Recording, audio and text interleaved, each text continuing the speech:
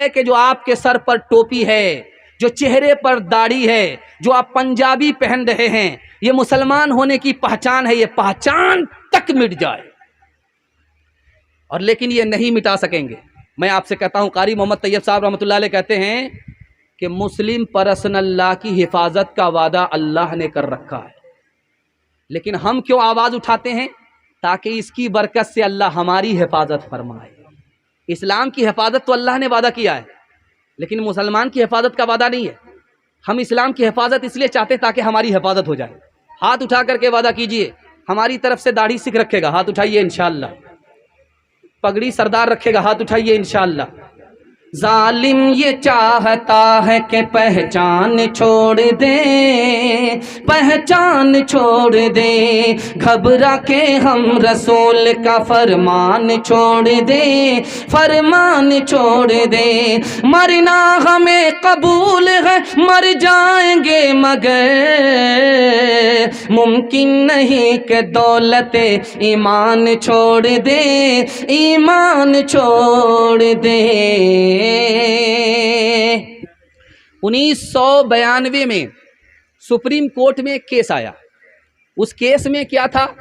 لڑکی کا کہنا تھا میری خاطر اپنے ماں باپ کو چھوڑنا پڑے گا۔ لڑکا بولا ایسا کیسے کریں گے؟ لوگ کہیں گے یہ زن مرید ہے، جورو کا غلام ہے۔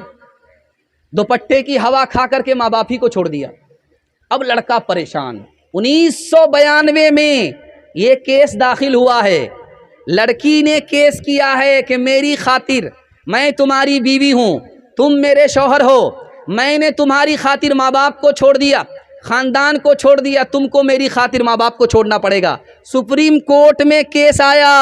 غور کرنے کی بات ہے، ہندو پرسن اللہ ختم ہو چکا 1954 میں، اور یہ کیس آیا ہے ہندوؤں کا 1992 میں۔ سپریم کورٹ کے ججوں نے کیا فیصلہ کیا وہ آپ کو سن کر کے حیرت ہوگی۔ انہوں نے کہا بیٹا بیوی کو تو چھوڑ سکتا ہے، ماں باپ کو چھوڑ نہیں سکتا۔ اور وکیل نے دلیل پوچھی کہ آپ کہاں سے کہہ رہے ہو؟ کہ ہر مذہب میں ماں باپ کو چھوڑا نہیں جا سکتا، چاہے وہ ہندو دھرم ہو، چاہے وہ اسلام ہو، چاہے وہ سکھ ہو، اور عیسائی کی تو بات ہم کرتے نہیں ہیں۔ یہ 3 دھرم کے لوگوں کا حال ہے، ان کے ریت اور رواج کا حال ہے کہ بیوی کی خاطر ماں باپ کو چھوڑا نہیں جا سکتا۔ اگر ہندو پرسن اللہ پر فیصلہ ہوتا تو یہ فیصلہ ہوتا کہ ماں باپ کو چھوڑ دینا پڑے گا، بیوی کو رکھنا ہے، ماں باپ کو چھوڑنا ہے۔ لیکن دیکھیے ضمیر زندہ ہے، مذہب زندہ ہے تو انسانیت زندہ ہے، مذہب نہیں تو انسانیت ختم۔ اور دھیان سے سنیے گا، مہابھارت میں لاکھوں لوگوں کی جان گئی ہے، جانتے ہیں کس کی وجہ سے؟ ایک قانون ہونے کی وجہ، یکساں سول کوڈ کی وجہ سے۔ گرو گوالکر تھے، انہوں نے کہا کہ یکساں سول کوڈ نہیں ہونا چاہیے، ہر ہندوستانی کو اپنے مذہب پر، اپنے دھرم پر چلنے کی آزادی ہونی چاہیے۔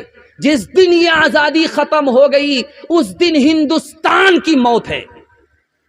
1985 میں راجیو گاندھی جی نے کہا تم کہتے ہو اسلام، تم کہتے ہو مسلمان، مسلمانوں کا قانون عورت کے لیے اتنا بہترین ہے کہ پوری دنیا کا قانون مسلمانوں کے قانون سے مقابلہ نہیں کر سکتا۔ 1972 میں V R Krishna chief justice تھے، انہوں نے کہا ایک بوڑھے کی شادی ہو گئی جوان لڑکی سے، اب وہ جوان لڑکی کو پتا چلا یہ تو سوکھی لکڑی ہے، اس کے ساتھ ہمارا گزارا نہیں ہوگا۔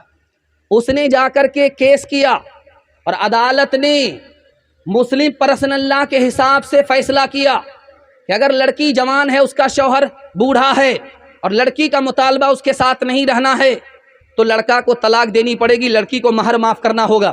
اب دیکھیے عدالت میں مسلم پرسن اللہ پر غیر مسلم عمل کر رہے ہیں، کیونکہ بھلائی اسی میں ہے۔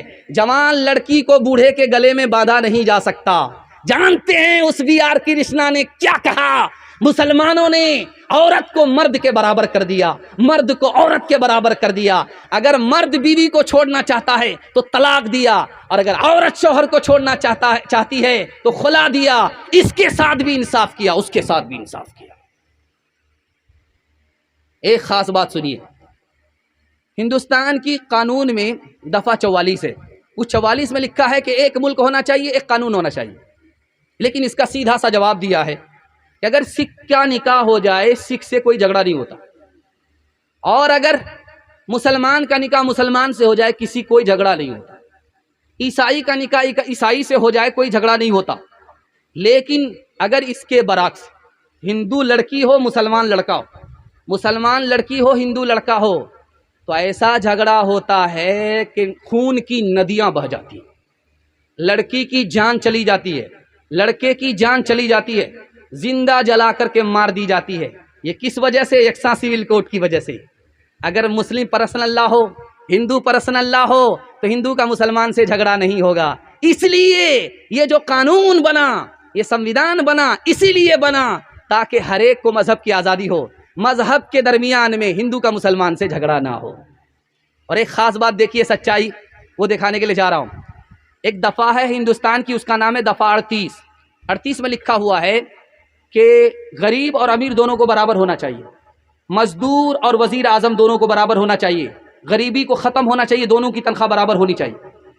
لیکن 2017 کی رپورٹ ہے، پوری دنیا میں بے روزگار کتنے لوگ ہیں؟ 20 کروڑ لوگ ہیں۔ اور 18 کی رپورٹ ہے، سب سے بڑا بے روزگار ملک کون سا ہے؟ تو لکھا ہندوستان۔ ہندوستان دنیا کا سب سے بڑا بے روزگار ملک ہے۔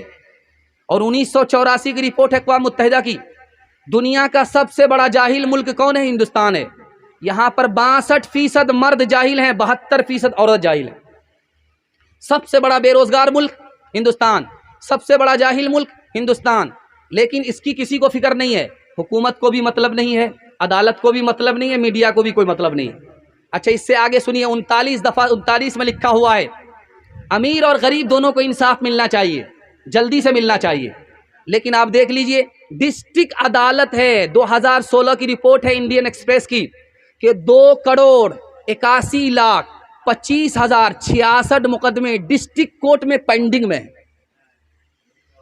ادھر کسی کا دھیان نہیں ہے۔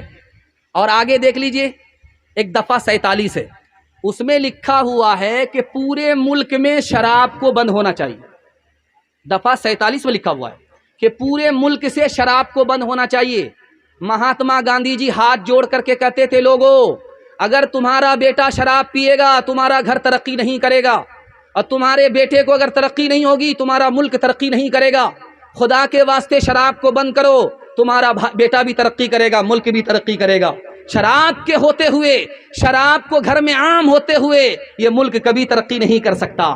لیکن شراب بندی نہیں ہوئی، بہار میں شراب بندی ہوئی، پورے ہندوستان میں شراب پی جا رہی ہے، اس پر کوئی آواز نہیں اٹھا رہا ہے۔ مسئلہ کیا ہے؟ کیوں یکساں سول کوڈ کی بات ہو رہی ہے؟ یکساں سول کوڈ کی بات اس لیے ہو رہی ہے کہ جو آپ کے سر پر ٹوپی ہے، جو چہرے پر داڑھی ہے، جو آپ پنجابی پہن رہے ہیں، یہ مسلمان ہونے کی پہچان ہے، یہ پہچان تک مٹ جائے۔ اور لیکن یہ نہیں مٹا سکیں گے۔ میں آپ سے کہتا ہوں، قاری محمد طیب صاحب رحمۃ اللہ علیہ کہتے ہیں کہ مسلم پرسنل لا کی حفاظت کا وعدہ اللہ نے کر رکھا ہے، لیکن ہم کیوں آواز اٹھاتے ہیں؟ تاکہ اس کی برکت سے اللہ ہماری حفاظت فرمائے۔ اسلام کی حفاظت تو اللہ نے وعدہ کیا ہے، لیکن مسلمان کی حفاظت کا وعدہ نہیں ہے۔ ہم اسلام کی حفاظت اس لیے چاہتے تاکہ ہماری حفاظت ہو جائے۔ ہاتھ اٹھا کر کے وعدہ کیجئے، ہماری طرف سے داڑھی سکھ رکھے گا، ہاتھ اٹھائیے انشاءاللہ۔ پگڑی سردار رکھے گا، ہاتھ اٹھائیے انشاءاللہ۔ ظالم یہ چاہتا ہے کہ پہچان چھوڑ دے، پہچان چھوڑ دے، گھبرا کے ہم رسول کا فرمان چھوڑ دے، فرمان چھوڑ دے۔ مرنا ہمیں قبول ہے، مر جائیں گے مگر ممکن نہیں کہ دولت ایمان چھوڑ دے، ایمان چھوڑ دے۔